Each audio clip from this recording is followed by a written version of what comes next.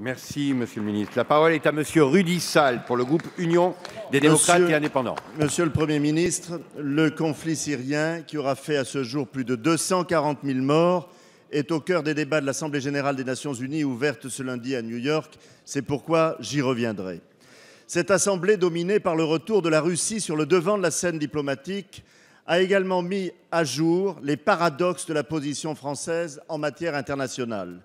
Alors que la France refusait jusqu'alors de frapper les djihadistes dans leur fief syrien par crainte de conforter Bachar el-Assad, le président de la République a révisé à la veille de l'Assemblée générale sa stratégie militaire.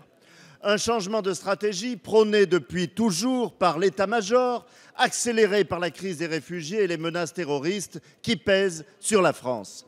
Entre les positions russes et américaines, entre la volonté d'éradication de Daesh et d'affaiblissement du maître de Damas, le message de la France apparaît de plus en plus brouillé.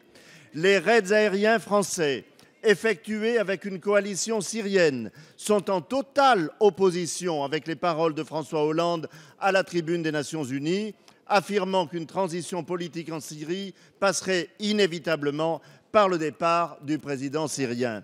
La France se conforte ainsi dans son isolement, encore renforcé depuis l'évocation d'un éventuel dialogue avec Bachar el-Assad par la chancelière allemande et de son maintien au pouvoir pendant une période de transition par le Premier ministre britannique. Assez de cette cacophonie entre les grandes puissances à l'ONU qui nous ridiculisent aux yeux des djihadistes.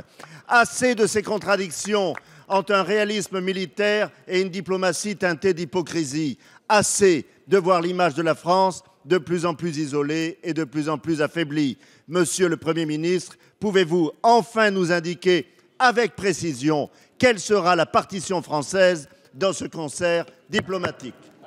Merci, Monsieur Sall. La parole est à Monsieur Matthias Fekl, secrétaire d'État au commerce extérieur, à la promotion du tourisme et aux Français de l'étranger. Merci, Monsieur le Président, Mesdames et Messieurs les députés. Monsieur le Premier ministre et le ministre de la Défense ont apporté des éléments de réponse sur la Syrie. Je veux les compléter en vous priant d'abord d'excuser le ministre des Affaires étrangères, Laurent Fabius, qui est en ce moment même à l'Assemblée générale des Nations unies à New York, là où est sa place précisément pour suivre les questions que vous évoquez. Chacun sur ces bancs partage la même conviction et le même objectif.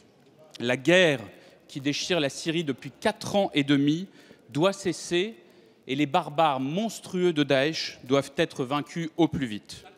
C'est pourquoi le président de la République a annoncé le 7 septembre des vols de reconnaissance au-dessus de la Syrie.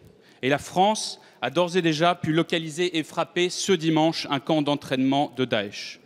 La solution en Syrie passe par une transition politique qui passe elle-même par le départ de Bachar el-Assad. Le président l'a clairement rappelé lundi lors de l'Assemblée générale de l'ONU.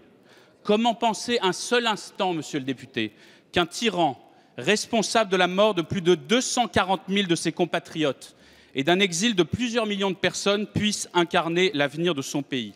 Comment penser un seul instant que le principal responsable du problème puisse en être la solution? Comment rester dans l'immobilisme ou espérer un retour au statu quo d'avant-guerre sous prétexte que l'alternative serait pire?